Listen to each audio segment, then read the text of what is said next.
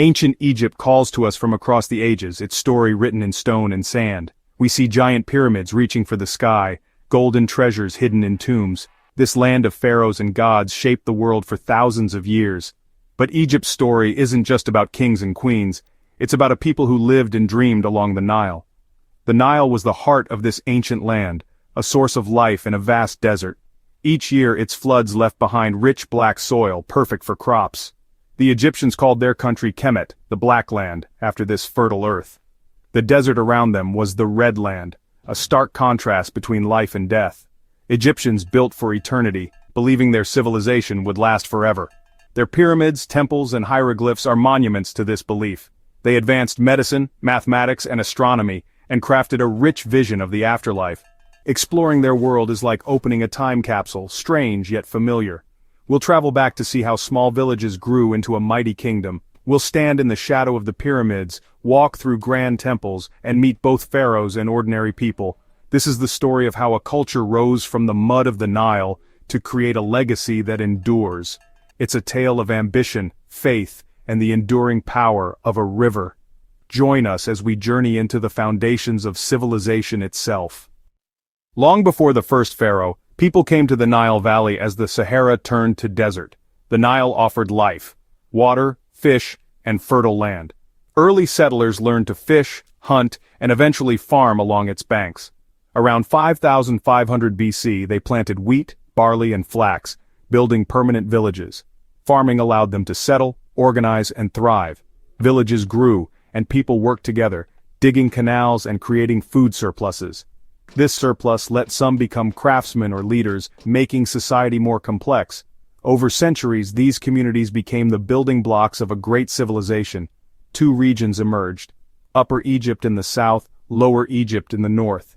Each had its own ruler and traditions, the white crown for the south, red for the north. The stage was set for unification. Soon a powerful leader would unite these lands, marking the true beginning of ancient Egypt. This unification would launch Egypt's first dynasty. The Nile's rhythm shaped every aspect of life, from farming to faith. The river's gifts made Egypt possible. The people's ingenuity made it great. From scattered settlements a civilization was born. The journey from survival to greatness began here. The Nile was Egypt's lifeline, and its destiny. The story of Egypt starts with the river and the people who settled its banks. Around 3100 BC, King Narmer united Upper and Lower Egypt, creating a single powerful kingdom. This was the dawn of the Old Kingdom, the age of the pyramids. The pharaoh, seen as a living god, ruled absolutely and maintained Ma'at, the divine order. The Old Kingdom's greatest achievements were the pyramids, monuments of faith and power. The first true pyramid, built for Djoser at Saqqara, was a revolutionary stone structure. At Giza, the Great Pyramid of Khufu became a masterpiece of engineering. Thousands of skilled workers built these monuments, united in service to their god-king. The pyramids stand as testaments to Egypt's organization, technology, and ambition. Scribes managed the massive workforce and resources, keeping detailed records. The Old Kingdom was a time of confidence and stability. Its pyramids remain bold statements that Egyptian civilization was built to last. The legacy of the Old Kingdom endures in stone and story. After the Old Kingdom's glory, Egypt faced division and conflict, the first intermediate period. But Egypt was resilient. Around 2055 BC, Mentuhotep II reunited the land, beginning the Middle Kingdom. This era was a classical age of revival, art, and literature. Pharaohs became wise shepherds, focusing on projects for all: canals, irrigation, and border forts. They turned desert into farmland and strengthened Egypt's security. Society grew more complex, with men as heads of households and women holding significant rights. Women could own property, run businesses, and go to court. Remarkable for the ancient world. The Middle Kingdom was a golden age for literature, exploring justice, doubt, and life's meaning. Stories like the tale of Sinui reveal deep introspection and humanity. This period was marked by thoughtful leadership and cultural richness. The Middle Kingdom's strength was quiet but enduring. Its achievements laid the groundwork for Egypt's future greatness. The pharaoh's focus shifted from monuments to the well-being of their people. Egypt's heart beat strong, even in times of challenge. The Middle Kingdom proved that resilience and wisdom could restore a nation. The Middle Kingdom's stability ended with foreign rule by the Hyksos, who brought new technologies. Southern princes drove them out, ushering in the New Kingdom around 1550 BC, Egypt's most glorious era. Pharaohs became warrior kings, expanding Egypt's empire and wealth. Legends like Thutmose III and Ramesses II led armies and built magnificent temples. Thebes became a splendid capital with Karnak and Luxor as its jewels. This era saw remarkable figures: Hatshepsut, the female pharaoh; Akhenaten, the religious revolutionary; and Tutankhamun, whose tomb amazed the world. Pharaohs were buried in the hidden valley of the kings, hoping to protect their treasures. The New Kingdom was Egypt's golden age, powerful, wealthy, and influential. Its art, architecture, and stories still captivate us.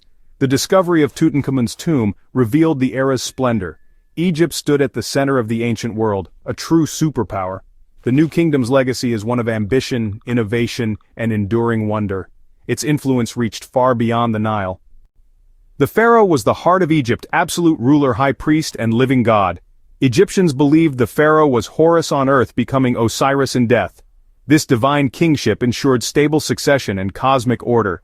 Pharaohs performed rituals in temples speaking to the gods for the people. Priests acted on the pharaoh's behalf, maintaining daily offerings and ceremonies. Temples were the gods' homes, not places for public worship. Ordinary people gathered only in outer courtyards during festivals. Pharaohs demonstrated power through massive building projects, especially temples. Karnak at Thebes grew for over 2,000 years, covered in carvings and hieroglyphs. Temples were economic centers, owning land and employing thousands. The pharaoh's rule upheld Ma'at order, truth, and justice. As long as rituals were kept, the gods would bless Egypt. The pharaoh was the link between the divine and human worlds. His success meant Egypt's prosperity, his failure, chaos. Divine kingship gave Egypt stability and a sense of cosmic purpose. While pharaohs lived in splendor, most Egyptians were farmers, their lives shaped by the Nile's seasons. During floods, farmers worked on royal projects.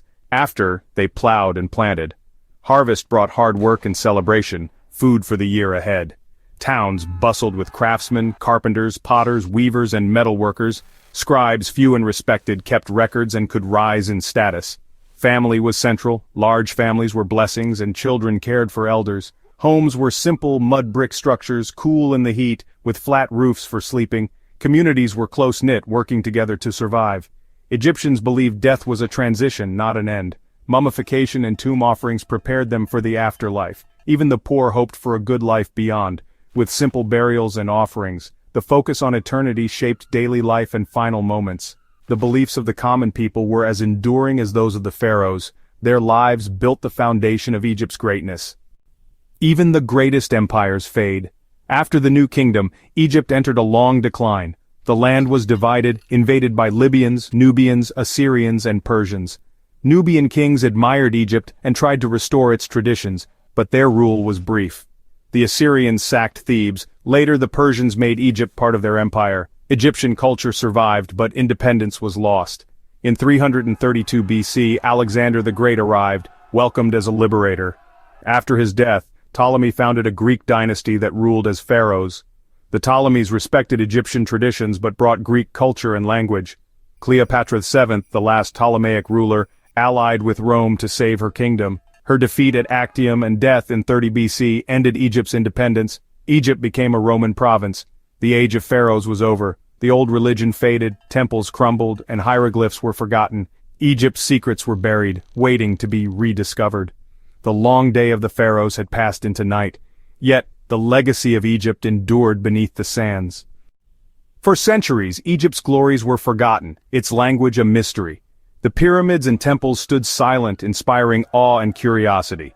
The Rosetta Stone, found in 1799, unlocked the secrets of hieroglyphs. Archaeologists uncovered tombs and treasures, most famously Tutankhamun's. The world was captivated by Egypt's golden wonders. Museums brim with artifacts. Millions visit Egypt's ancient sites.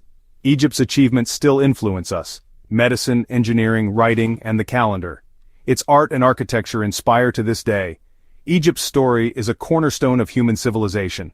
It shows what people can achieve together. The pyramids still stand, and Egypt's stories still speak across millennia. The journey through ancient Egypt is a journey into human aspiration. Even the oldest stories can still fill us with wonder.